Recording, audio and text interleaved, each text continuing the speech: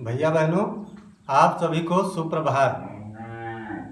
आज सामाजिक विज्ञान विषय में प्रथम पुष्प लेकर मैं विनोद कुमार तिवारी, प्रधानाचार्य सरस्वती विद्या मंदिर इंटर कॉलेज इटिया थोक गोंडा, आप सभी के समक्ष उपस्थित हूँ। पिछली कक्षा में आप लोगों ने इस विषय का अध्ययन किया, आपको जानकारी मिल गई होगी कि यह विषय 2 इकाइयों में विभक्त है। पहले इकाई में हम इतिहास और नागरिक शास्त्र का अध्ययन करते हैं। दूसरी इकाई में हम भूगोल और अर्थशास्त्र का अध्ययन करते हैं। कक्षा 10वीं में भी इसी प्रकार पाठ्य वस्तु आपकी विभाजित है। प्रथम इकाई में यानी फर्स्ट पार्ट में, जिसका नाम है भारत और समकालीन विश्व भाग 2, इसके अंतर्गत इतिहास और नागरिक शास्त्र है। सेकंड पार्ट, जिसका नाम है समकालीन भारत, ये भी 2 भागों में विभक्त है, सम्मिलित है। इसमें भूगोल और अर्थशास्त्र है। आज हम सेकंड पार्ट के भूगोल खंड को लेकर के आप लोगों के समक्ष उपस्थित हूँ। इसका अध्ययन करेंगे। अध्ययन करने के बाद आप नोट्स तैयार करेंगे और जो भी जिज्ञासाएं होंगी वो समय के अनुसार आप लोगों को बताया जाएगा। प्रश्न के माध्यम से जानकारी प्राप्त कर सकते हैं। पहला पाठ जो है वो है संसाधन और विकास। संसाधन और विकास।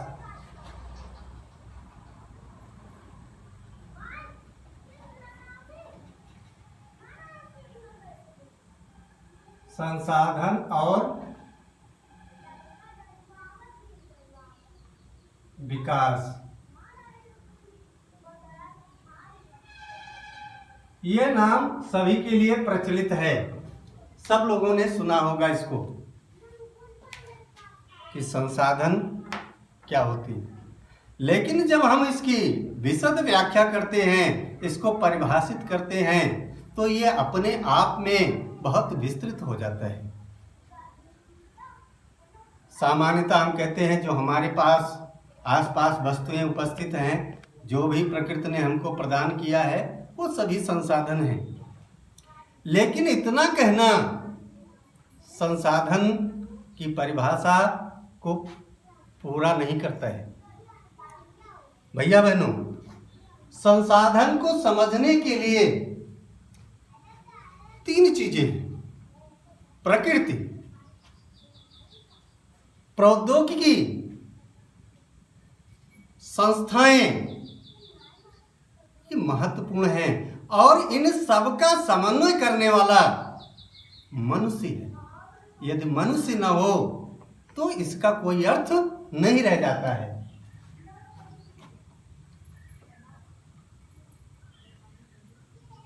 ये प्रकृति है आपकी,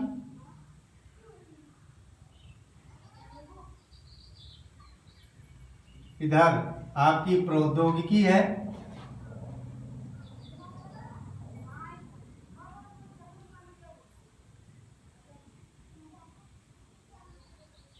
ये आपकी संस्थाएं हैं,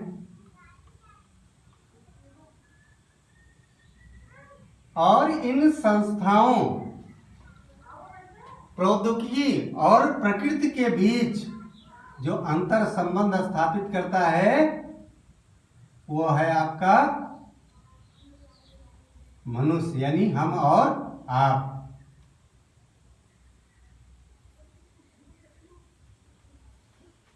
इन तीनों के बीच में अंतर संबंध स्थापित करने के बाद ही संसाधन को परिभाषित किया जा सकता है। प्रसिद्ध भूगोलविद जिमरमैन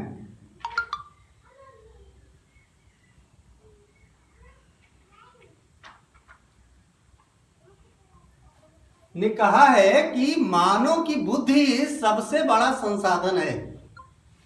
मानव बुद्धि ही सबसे बड़ा संसाधन है।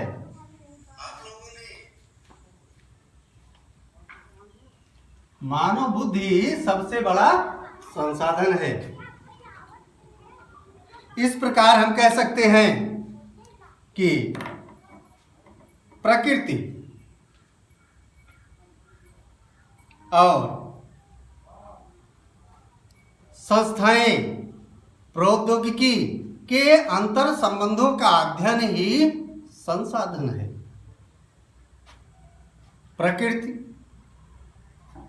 प्रौद्योगिकी और संस्थाओं के अंतर संबंधों का अध्ययन ही संसाधन है। पृथ्वी पर जितने भी घटक उपस्थित हैं, यदि वो किसी न किसी रूप में मानव के काम आते हैं तो वो सभी संसाधन हैं। अपनी भाषा में हम समझने के लिए कह सकते हैं, प्रकृति में जो कुछ भी चीजें पाई जाती हैं यदि वह किसी न किसी रूप में मानव के काम आती हों, वो सभी संसाधन हैं। अब संसाधन कितने प्रकार के होते हैं, इनका वर्गीकरण किन आधार पर किया जाता है, इसके एक आधार पर यदि हम वर्गीकरण करेंगे तो वो सबको समाहित नहीं करता है। जितना इसका क्षेत्र है सभी क्षेत्रों को ये स्पष्ट नहीं कर पाता है, इसलिए इसका वर्गीकरण हम कई आधारों पर करते हैं। पहला वर्गीकरण है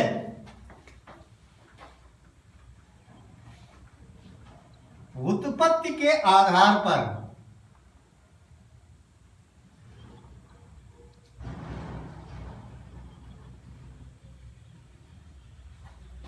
उत्पत्ति के आधार पर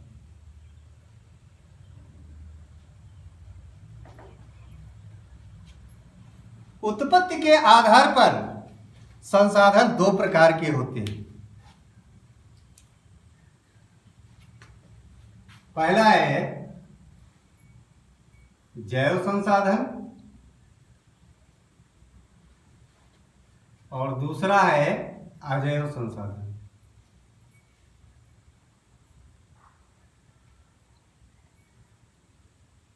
पहला जैव संसाधन, दूसरा अजैव संसाधन। जैव संसाधन वह संसाधन है जिनमें जीवन होता है। प्रकृति में जितनी भी चीजें उपलब्ध हैं यदि उनमें जीवन है तो वो सभी जैव संसाधन हैं। चाहे पेड़ पौधे हों, वनस्पतियां हों, पशुधन हो, मत्स्य हो, मनुष्य हो, ये सभी जैव संसाधन की श्रेणी में आते हैं। और दूसरा है अजैव संसाधन, वह समस्त निर्जीव वस्तुएं जो मानव के काम आती हैं, चाहे वो खनिज पदार्थ हो, चट्टानें हो, विभिन्न प्रकार के ईंधन हो, यानी जितनी भी निर्जीव वस्तुएं हैं वो सभी अजैव संसाधन के श्रेणी में आती हैं। दूसरा वर्गीकरण का आधार है समाप्यता के आधार पर।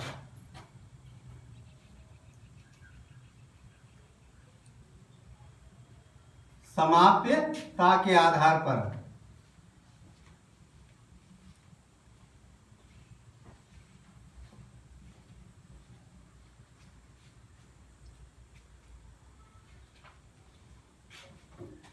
समाप्यता मतलब कोई संसाधन किस प्रकार कितने समय में समाप्त होंगे। तो समाप्यता के आधार पर संसाधन दो प्रकार के होते हैं। पहला है नवीकरणीय।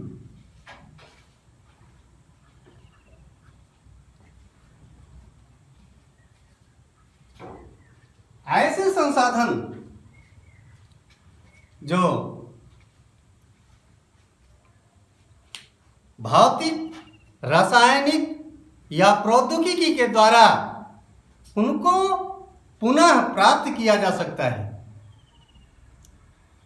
वो सभी नवीकरणीय संसाधन कहलाते हैं। ऐसे संसाधन जो भौतिक परिवर्तन, रासायनिक परिवर्तन या प्रौद्योगिकी के प्रयोग के द्वारा नवीनीकृत किए जा सकते हैं या पुनः प्राप्त किए जा सकते हैं, उनको नवीकरणीय संसाधन कहा जाता है। दूसरा अनवीकरणीय।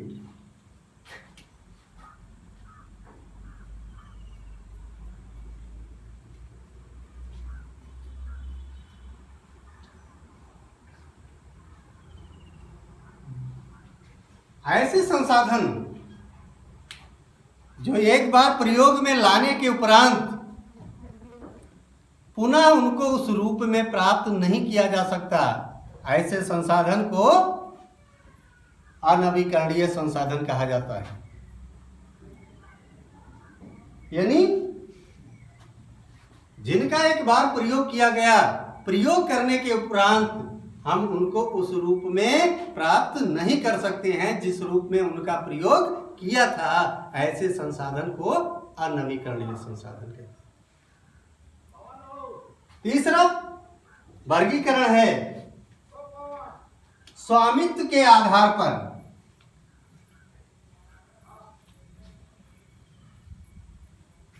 स्वामित्व के आधार पर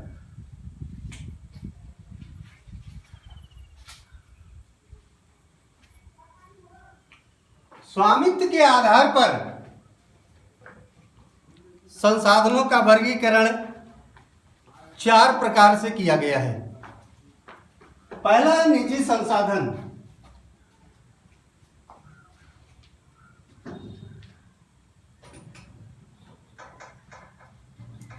ऐसे संसाधन जिस पर किसी व्यक्ति विशेष का नियंत्रण होता है, ऐसे संसाधन को निजी संसाधन कहते हैं।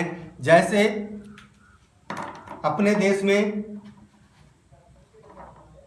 प्रत्येक किसान के पास कुछ न कुछ भूमि है, चाहे वो पट्टे के रूप में हुई हो, उसका निजी अधिकार है, बदले में वो सरकार को टैक्स देता है, अलग बात है, लेकिन उसका अपना संसाधन है। उसके जो भी क्रियाकलाप हैं उस पर पूरा नियंत्रण उस व्यक्ति का होता है। दूसरा सामुदायिक संसाधन।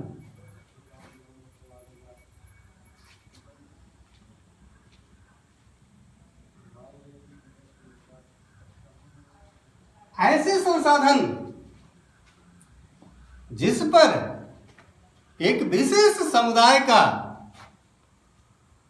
नियंत्रण होता है, अधिकार होता है, ऐसे संसाधन को सामुदायिक संसाधन कहते हैं। जैसे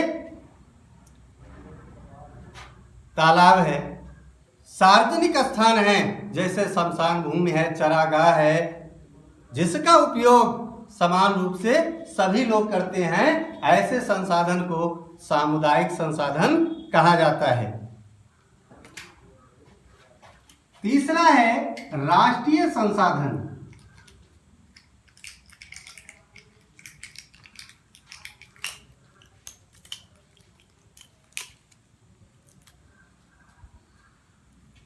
ऐसे संसाधन जिस पर किसी एक राष्ट्र का नियंत्रण होता है,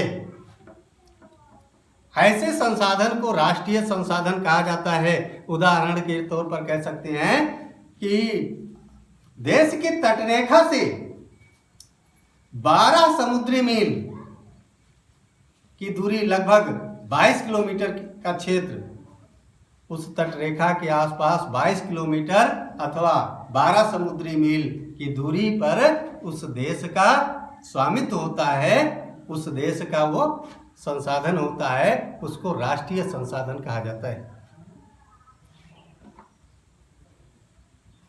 निजी संसाधन भी कभी कभी राष्ट्रीय संसाधन में बदल जाता है।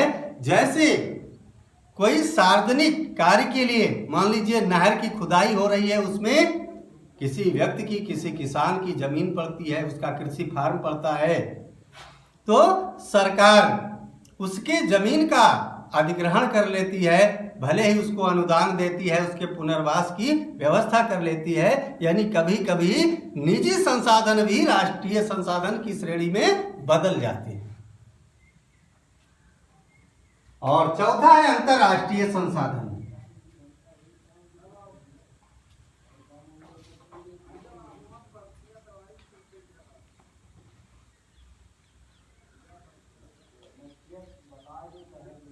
ऐसे संसाधन जिस पर विश्व की जो महत्वपूर्ण संस्थाएं हैं, जो अंतर्राष्ट्रीय संस्थाएं हैं, उनका नियंत्रण होता है। संसार के सभी देशों का उस पर आधिपत्य होता है, उस पर सभी लोग उस संसाधन का उपयोग कर सकते हैं। ऐसे संसाधन को अंतर्राष्ट्रीय संसाधन कहा जा सकता है। जैसे किसी भी देश के तटरेखा से 200 किलोमीटर की दूरी के उपरांत जो जल क्षेत्र होता है, उस पर किसी एक देश का अधिकार ना होकर के संपूर्ण विश्व के देशों का अधिकार होता है। उसमें आर्थिक, सामाजिक जो भी गतिविधियां चाहे वह देश कर सकते हैं, उसमें किसी को प्रतिबंधित नहीं किया जा सकता। ऐसे संसाधन को अंतर्राष्ट्रीय संसाधन कहा जाता है। ये तीसरा वर्गीकरण था। और चौथा वर्गीकरण है विकास के स्तर के आधार पर।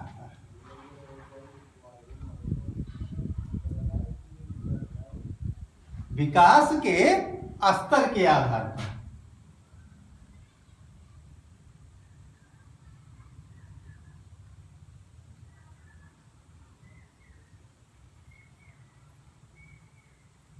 यानी कौन सा संसाधन विकसित है, अविकसित है, ज्ञात है, अज्ञात है, इनको आधार मान करके इसका वर्गीकरण किया गया है। विकास के स्तर के आधार पर भी संसाधन 4 प्रकार के होते हैं। विकास के स्तर के आधार पर संसाधन 4 प्रकार के होते हैं। पहला है संभावित संसाधन।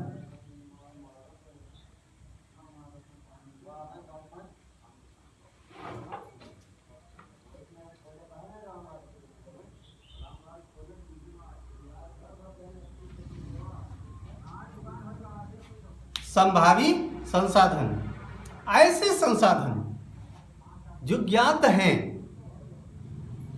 लेकिन उनका प्रयोग नहीं किया गया है। ऐसे संसाधन जो ज्ञात हैं लेकिन उनका प्रयोग नहीं किया गया है, ऐसे संसाधन को संभावी संसाधन कहा जाता है, संभाव्य संसाधन कहा जाता है। ऐसा उदाहरण के लिए ले सकते हैं, जैसे अपने पश्चिमी भारत के राजस्थान, गुजरात में पवन ऊर्जा के अपार संभावनाएं हैं, लेकिन अभी उनका समुचित प्रयोग नहीं किया जा रहा है, इसलिए ऐसे संसाधन संभावी संसाधन कहे जाते हैं। दूसरा है विकसित संसाधन।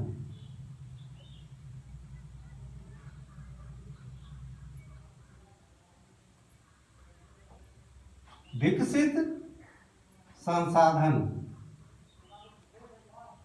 ऐसे संसाधन जो ज्ञात हैं और जिनका अपने उपलब्ध तकनीकी की आधार पर उपयोग किया जाता है। जो हमारे पास प्रौद्योगिकी उपलब्ध है, उनके आधार पर हम उन संसाधनों का उपयोग करते हैं। ऐसे संसाधन को विकसित संसाधन कहा जाता है। जैसे कोयला है, लौह अयस्क है, ऐसे संसाधन हैं जिनका हम अपनी तकनीकी के अनुसार अपने उपयोग में ला रहे हैं, अर्थात मानव अपने उपयोग में ला रहा है। ऐसे संसाधन को विकसित संसाधन कहा गया। तीसरा वर्ग है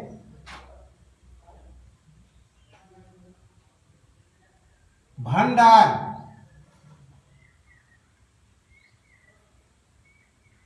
विकास के स्तर के आधार पर जो वर्गीकरण है उसमें तीसरा भाग है भंडार। ऐसे संसाधन जो हमारे पास प्रचुर मात्रा में हैं, लेकिन तकनीकी और प्रौद्योगिकी के अभाव में हम उन संसाधनों का उपयोग नहीं कर पाते हैं। उन संसाधनों की अपार संभावनाएं हैं, हम उनका प्रयोग कर सकते हैं, लेकिन ना तो तकनीकी ज्ञान हमारे पास है, ना ऐसे प्रौद्योगिकी उपलब्ध है जिससे भंडारण तो है लेकिन हम उनका उपयोग नहीं कर पाते हैं। जैसे जल दो ज्वलनशील पदार्थों जैसे हाइड्रोजन और ऑक्सीजन से बना हुआ है, लेकिन अभी हमारे पास ऐसी प्रौद्योगिकी, ऐसी तकनीक उपलब्ध नहीं है कि इससे हाइड्रोजन और ऑक्सीजन का अलग अलग उपयोग कर सके। इसलिए ये जो संसाधन है ये इनको भंडार की श्रेणी में रखा गया है। तीसरा है संचित कोष।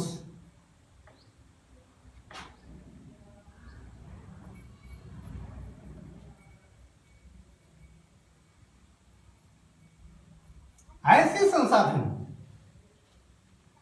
जिनके उपयोग की तकनीकी भी है, प्रौद्योगिकी भी उपलब्ध है, लेकिन इनका अभी हम उपयोग पर उतना ध्यान नहीं दे पाए हैं। ऐसे संसाधनों को संचित कोष की श्रेणी में रखा जाता है। जैसे नदियों पर जल विद्युत प्राप्त करने की अपार संभावनाएं हैं, लेकिन अभी इसका उपयोग हम बहुत कम कर पा रहे हैं। इसके विकास की तरफ हमने ध्यान नहीं दिया है। बड़े बड़े बांध बनाए गए हैं, कहीं एक ही उद्देश्य प्राप्त किया जाता है, उससे जल विद्युत भी प्राप्त की जा सकती है, लेकिन मात्र सिंचाई को ध्यान में रख करके कार्य कर रहे हैं, उधर की तरफ ध्यान हम लोगों का नहीं गया है। या अभी ऐसा कह लीजिए कि हम उधर की तरफ ज़्यादा कोशिश नहीं किए हैं, जबकि उसमें भी अपार संभावनाएं विद्यमान हैं। ऐसे संसाधन को हम संचित कोष की श्रेणी में रख सकते हैं। तो संसाधन और विकास चैप्टर से आज एक बार पुनः दोहरा दे रहे हैं। संसाधन और विकास चैप्टर में संसाधन की परिभाषा, यानी संसाधन क्या है, प्रकृति यानी वातावरण में उपस्थित पदार्थों का प्रौद्योगिकी की सहायता से जो हम उपयोग करते हैं, जो अंतर संबंध है वही संसाधन है। साधारण शब्दों में हमने बताया कि मानव की बुद्धि सबसे बड़ा संसाधन है, यानी जितनी भी प्रकृति में चीजें उपलब्ध हैं, यदि हम उनका उपयोग करते हैं अपने ज्ञान के आधार पर, वो सभी संसाधन हैं। और फिर उन संसाधनों का वर्गीकरण आपके सामने प्रस्तुत किया गया। हाँ, इन संसाधनों का संरक्षण कैसे हो?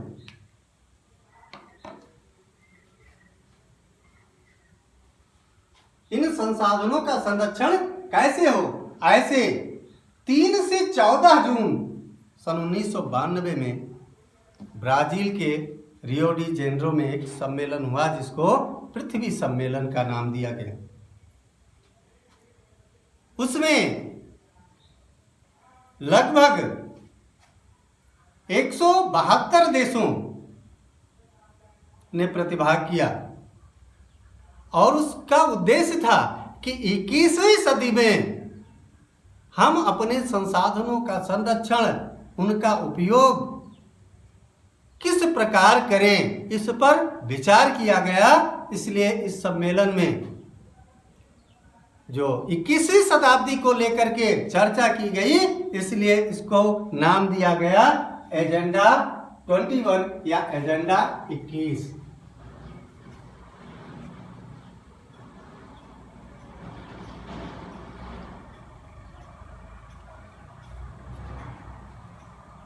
यानी संसाधनों का किस प्रकार हम उचित विदोहन करें, संसाधनों का अपव्यय न हो, उसका समुचित उपयोग करें।